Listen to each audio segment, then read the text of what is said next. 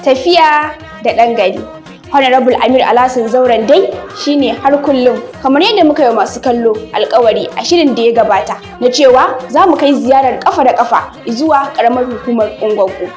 A yau shirin namu ya kai ziyara zuwa unguwar Bachirawa da ke karamar hukumar Ungwaggo domin gani da ido da kuma ganawa da waɗansu da suka samu tagomashi na ayyukan alkhairi daga Honorable Amir Alhassan Zaura. Wato babu abin da za mu iya ce masa wannan bawan Allah sai dai Allah ya saka masa da alhairi, domin har ga Allah mun samu mutumin da a rayuwa ba mu taɓa samun makamancinsa a ƙaramar hukumar Ungwaggo ba. Na farko dai shi dai ba mai kujera ba ne a ainihin gwamnatin da ake ciki ta yanzu.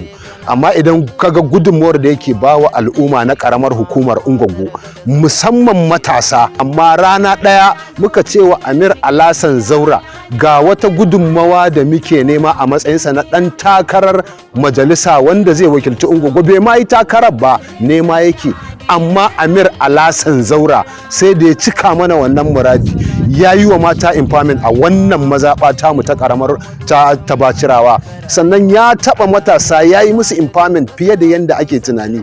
Kuma mu yanzu ma haka gangamin da nake kokarin yi a kansu, saboda ina jin raɗe-raɗin ba zai fito ya yi takara ba, to billahi lazi la ilaha illa huwa ku gaya masa wallahi za mu gurfanar da shi a gaban kotu, domin mu fa in ba Amir ba, mu Amir za a yi mana a yi balance. Wannan ma sako ne al'umma karamar hukumar Ungwaggo suka ce in gaya mai girma gwamna Kadimul Islam Dr. Abdullahi Umar Ganduje cewar su fa wallahi azim idan ba a tsayin musu da Amir Alhassan Zaura 2023 ba, to wallahi sunan APC Allah ya ji kanta.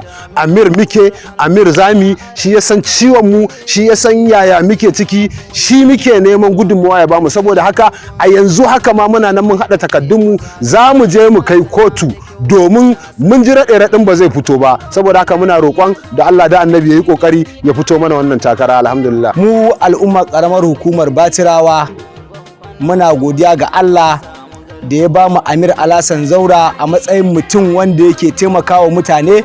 Bawan Allah nan shi bai taɓa yin siyasa ba, amma yana taimakawa mutane wajen saukar alƙur'ani, wajen rasuwa, wajen ɗaurin aure.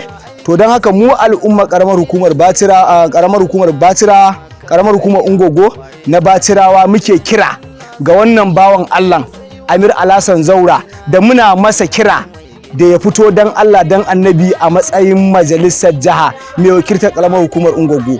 Ba don komai ba sai dan cewa Amir mutumin kirki ne, kuma Amir mutum ne mai son ci gaban al'umma da taimakon al'umma. Don haka muke kira ga Amir Alhassan Zaura ka buɗe kunnenka ka ji mu muna da buƙatar ka zo ka tallafe mu, ka taimake mu, ka cire mu daga cikin halin da muke ciki a mataki na majalisar jiha a karamar hukumar Ungwaggo. Duba da yanayin cewa kai baka taɓa yin mulki ba, amma kana yin abin da ya fi na waɗansu waɗanda suke akan kujerun mulki. Ni misali ne, ba so ɗaya ba, ba so biyu ba, na wakilce ka wajen suna, wajen ɗaurin aure, gidan mutuwa, hassali ma da azumin Allahu ta'ala baka gajiya ba. Ka sa ni da sauran wasu mutane a ƙaramar hukumar Ungwaggo muna bi gida-gida, majalisa, gida-gida na matan aure wa'anda suka gaza, muna ba su tallafin shinkafa da azumin nan. Kuma alhamdulillahi da sallah ma ta zo baka gajiya ba,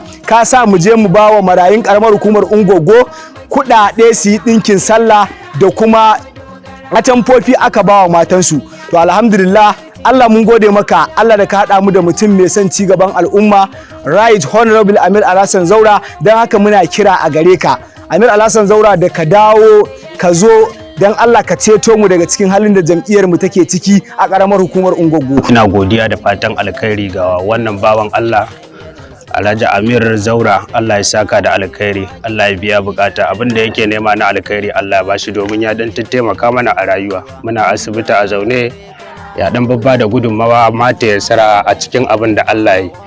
Kuma wannan ciwo da kuke gani kusan shekara guda kenan ina fama da shi, to dan na magani da sauransu gaskiya ana samu a gunshi. Allah ya saka mai da alkhairi, Allah ya biya bukata, abin da yake nema na alkhairi Allah ka bashi. Kuma yana da kyau masu neman mukamai ku koyi da wannan bawan Allah, domin yana taimakawa talakawa da sauransu.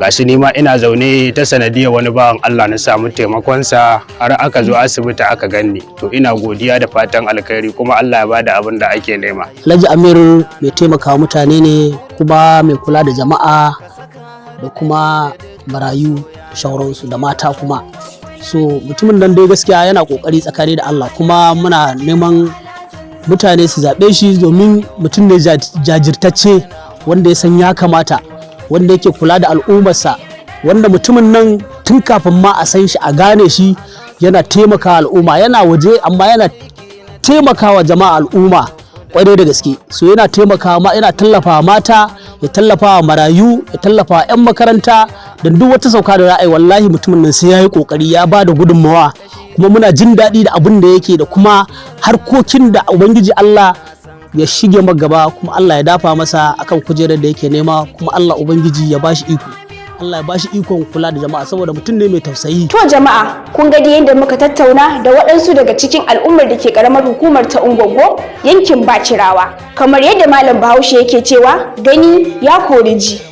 Ku ci gaba da kasancewa da mu a wani sabon shirin na tafiya da ɗan gari, domin ganin wace unguwa za mu ziyarta a karamar hukumar ta Ungwaggo, domin ci gaba da tattaunawa da waɗansu da suka rabauta da tagomashin ayyukan alkhairi da Honorable Amir Alhassan Zaura yake yi a ƙaramar hukumar ta Ungwaggo. Amina Bello Abbas, har kullum shine suna.